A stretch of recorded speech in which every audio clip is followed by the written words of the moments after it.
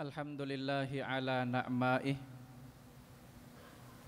wa syukru lahu ala alaih. Thumma assalatu wassalamu ala ashrafi anbiyaih wa ala afdali awliyaih wa ala al-ali wal ashabi wa ala sairil multazimina min atba'ih. Ashhadu an la ilaha illallah wahdahu la syarikalah wa ashhadu anna nabiyyana Muhammadan abduhu wa rasuluhu alladzi la nabiyya ba'dah.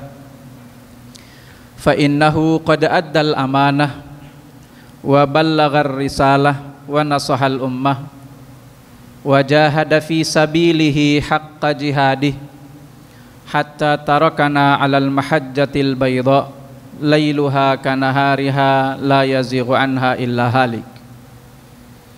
Fa ya ibadallah ayyuhal muslimun al-hadirun, ittaqullaha wa'lamu annani usi nafsi wa iyyakum bitaqwallahi faqad faza man ittaqa. Haitsu qala Allah ta'ala fi kitabihil karim wa huwa asdaqul qailin. A'udzu billahi minasy syaithanir rajim. Bismillahirrahmanirrahim. Ya ayyuhan nasu taqu rabbakumul ladzi khalaqakum min nafsin wahidah wa khalaqa minha zawjaha wa batha minhuma rijalan katsiran wa nisaa wattaqullaha alladzi tasaaluna bihi wal arham innallaha kana 'alaikum raqiba.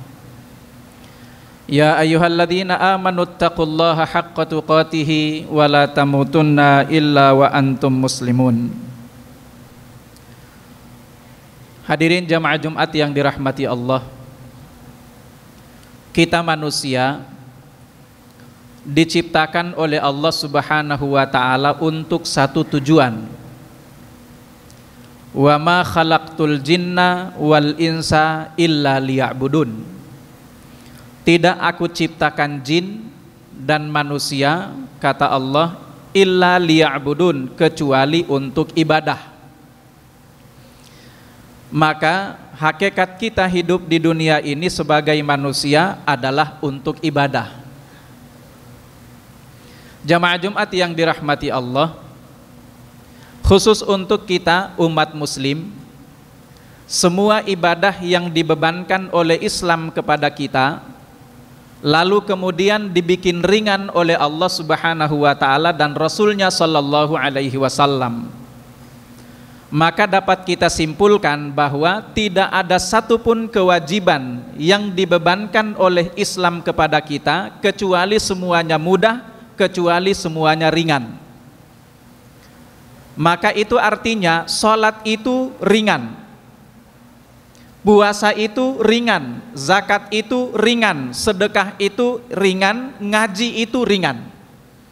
Tidak ada satupun ibadah yang dibebankan oleh Islam kepada kita kecuali semuanya ringan.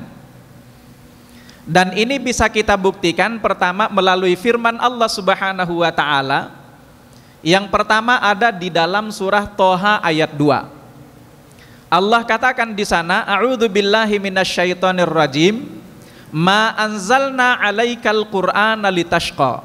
Kata Allah, ma anzalna, tidaklah kami turunkan, kata Allah, alaika, kepadamu, al-Qur'ana, Al-Quran ini. Dan kita ketahui bersama jamaah Jumat yang dirahmati Allah bahwa kewajiban yang dibebankan oleh Islam kepada kita semuanya tertuang di dalam Al-Quran. Lalu Allah melanjutkan, kami tidak menurunkan Al-Quran ini, kata Allah, litashqa, untuk menyulitkanmu, untuk membuatmu susah. Itu artinya semua ibadah yang dibebankan oleh Islam sama sekali tidak bertujuan untuk menyulitkan kita umat manusia. Dan itu juga artinya bahwa pada dasarnya semua ibadah itu ringan. Tidak ada ibadah satupun yang berat. Lalu kita temukan juga misalnya di akhir ayat yang ke-6 dari surah Al-Maidah, setelah Allah membuka ayat itu dengan perintah wudu, di ujung ayatnya Allah tegaskan, ma yuridullahu liyaj'ala 'alaikum min haraj. Perintah-perintah yang dituangkan oleh Allah di dalam Al-Quran atau disebutkan oleh Rasulullah di dalam sabda-sabda beliau sama sekali tidak bertujuan untuk memberatkanmu, kata Allah Subhanahu wa taala.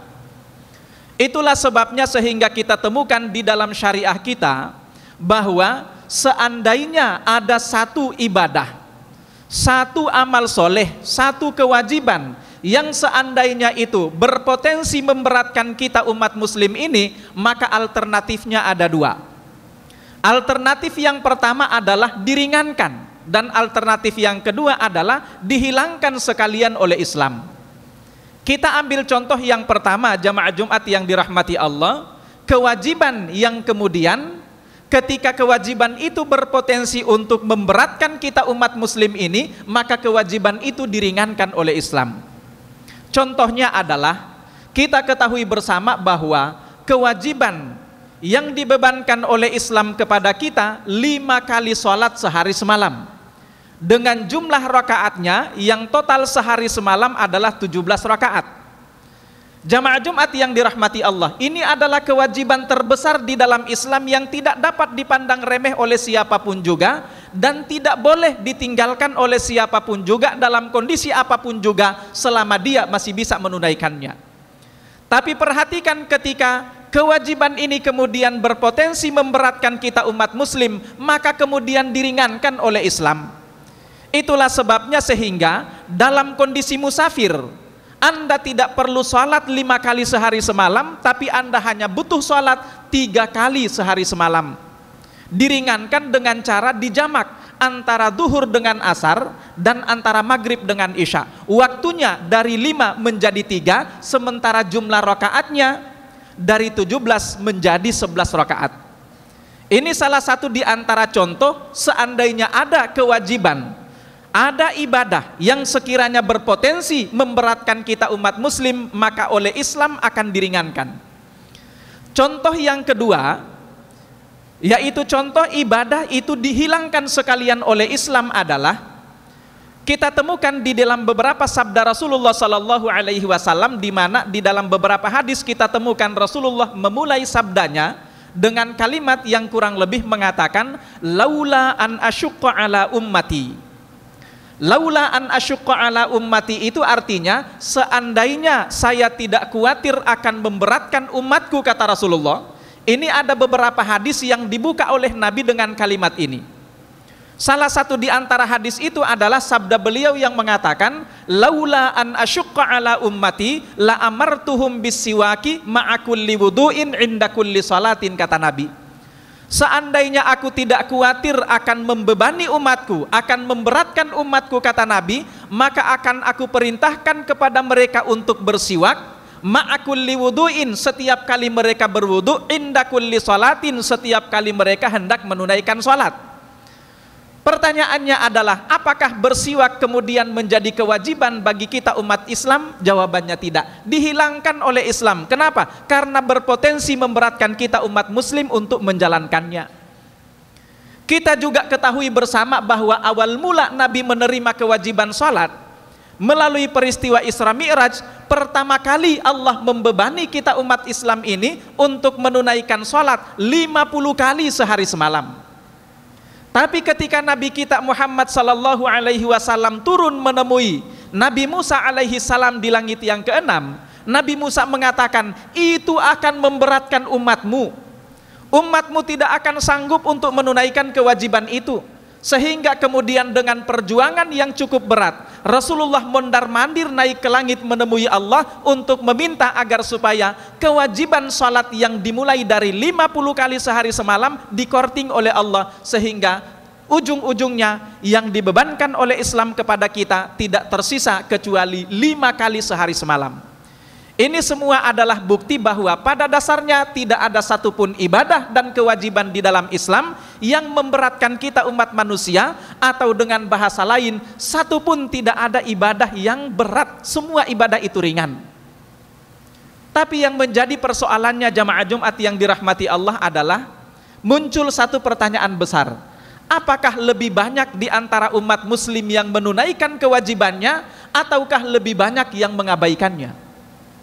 Fenomena yang kita temukan, ada satu survei yang menyatakan bahwa di Indonesia dengan populasi umat muslim kurang lebih 85%, ternyata di antara 85% umat muslim yang menghuni negeri ini, yang taat beragama di antara mereka tidak lebih dari 5%.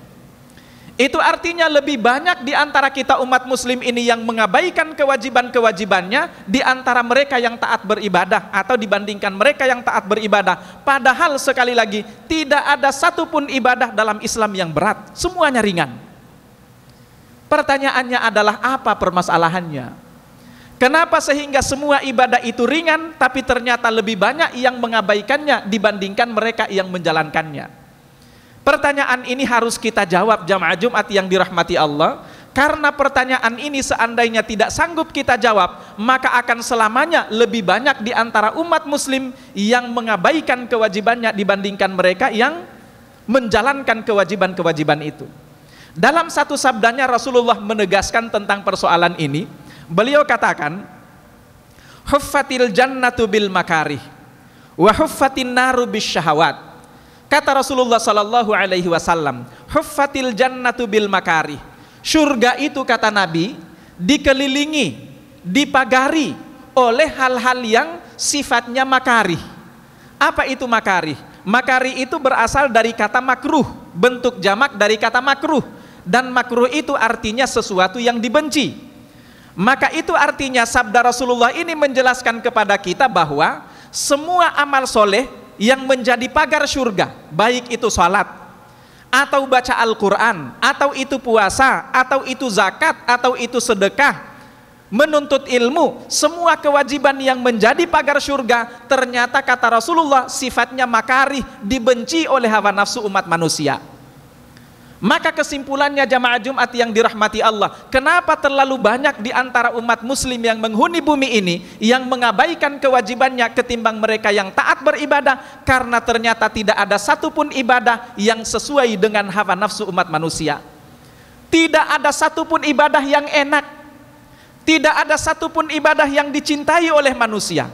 Itu artinya sholat itu dibenci, itu artinya zakat itu dibenci oleh hawa nafsu manusia, baca Al-Quran itu dibenci oleh hawa nafsu manusia, sedekah itu dibenci oleh hawa nafsu manusia. Dan ini penyakitnya yang menjadikan mayoritas umat muslim yang ada lebih banyak yang mengabaikan kewajibannya dibandingkan mereka yang menjalankannya. Sekali lagi, karena tidak sesuai dengan keinginan hawa nafsu umat manusia. Berbeda halnya dengan dosa dan maksiat. Dosa, maksiat, pelanggaran ternyata berbeda sifatnya dengan ibadah atau ketaatan. Nabi melanjutkan sabdanya, beliau mengatakan, wa huffatin naru bisyahawat. Jika surga itu dikelilingi oleh hal-hal yang dibenci oleh hawa nafsu manusia, ternyata neraka itu dikelilingi oleh hal-hal yang sesuai, sejalan, sefrekuensi dengan hawa nafsu umat manusia. Maka maksiat itu selalu disukai oleh hawa nafsu kita. Judi itu enak, zina itu enak, mencuri itu enak, korupsi itu enak. Semua yang disebut sebagai maksiat dan dosa selalu sejalan dengan hawa nafsu manusia. Itulah yang menjadi penyakitnya jamaah Jumat yang dirahmati Allah, sehingga lebih banyak mereka yang mengabaikan kewajibannya dibandingkan yang menjalankannya. Sekali lagi, karena tidak ada ibadah yang sesuai dengan keinginan hawa nafsu umat manusia. Jamaah Jumat yang dirahmati Allah, maka kita akan temukan salat pasti lebih dibenci dibandingkan daripada tidur. Yang namanya sedekah tidak lebih enak dibandingkan daripada Anda shopping. Yang namanya Anda mendengarkan ceramah tidak lebih enak dibandingkan Anda nonton hal-hal yang tidak bermanfaat sama sekali.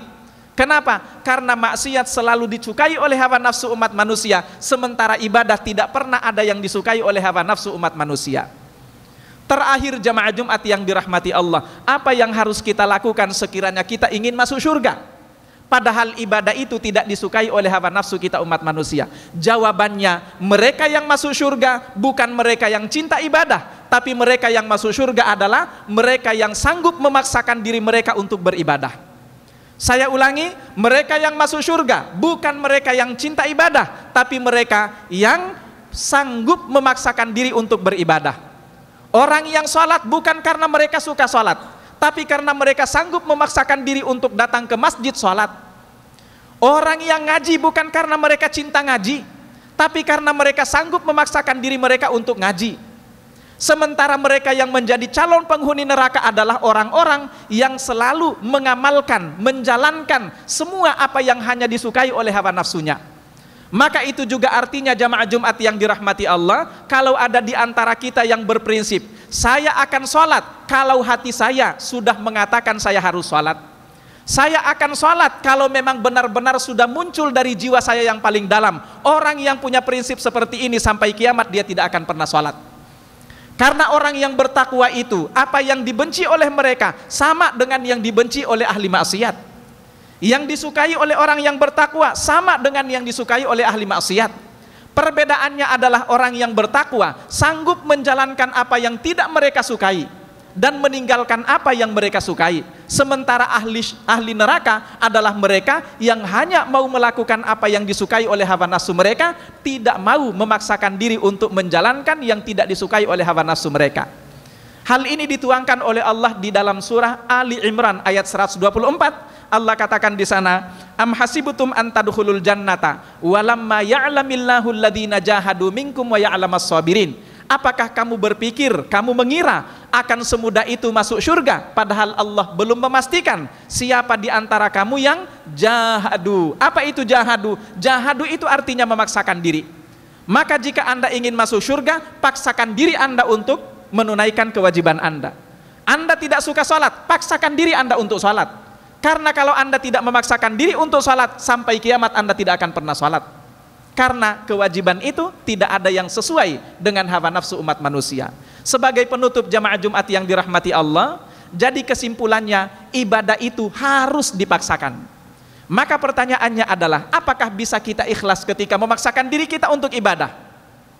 Ini juga yang mesti kita luruskan jamaah Jumat yang dirahmati Allah. Ingat, ikhlas itu sama sekali tidak ada hubungannya dengan terpaksa. Anda memaksakan diri untuk beribadah bukan berarti Anda tidak ikhlas. Kenapa? Karena ikhlas itu artinya lillahi ta'ala. Apa artinya lillahi ta'ala? Lillahi ta'ala artinya Anda hanya berharap balasan dari Allah di balik setiap kebaikan yang Anda lakukan. Maka itu artinya silakan paksakan diri Anda untuk sholat, tapi ketika Anda sholat ingat, jangan pernah berharap di balik sholat Anda kecuali balasan dari Allah Subhanahu wa Ta'ala. Itulah ikhlas jamaah Jumat yang dirahmati Allah. Karena ternyata Allah Subhanahu wa Ta'ala benar-benar tidak peduli ketika manusia ini taat dalam keadaan terpaksa atau taat dalam keadaan suka, sama sekali tidak menjadi urusan Allah Subhanahu wa Ta'ala. Dalam bahasa kita, Allah tidak peduli Anda mau taat dalam keadaan terpaksa atau taat dalam keadaan suka, yang penting Anda taat. Itu yang diinginkan oleh Allah Subhanahu wa Ta'ala, dan ini ditegaskan oleh Allah di dalam surah Fussilat ayat 11. Silakan jamaah Jumat kalau mau simak dalam surat Fussilat ayat 11. Di sana Allah menjelaskan bahwa Allah sama sekali tidak peduli Anda mau taat dalam keadaan terpaksa atau taat dalam keadaan suka. Itu semua tidak akan menjadi penilaian Allah Subhanahu wa Ta'ala, karena yang diinginkan oleh Allah hanya satu, Anda taat kepada Allah Subhanahu wa Ta'ala. Mudah-mudahan bermanfaat bagi kita semuanya. Aqulu qouli hadza wa astaghfirullahal azim li wa lakum wa li sairil muslimina wal muslimat fa ya fauzal mustaghfirin wa ya najatat taibin. Allahumma salli ala Sayyidina Muhammad wa ala ali Sayyidina wa maulana Muhammad.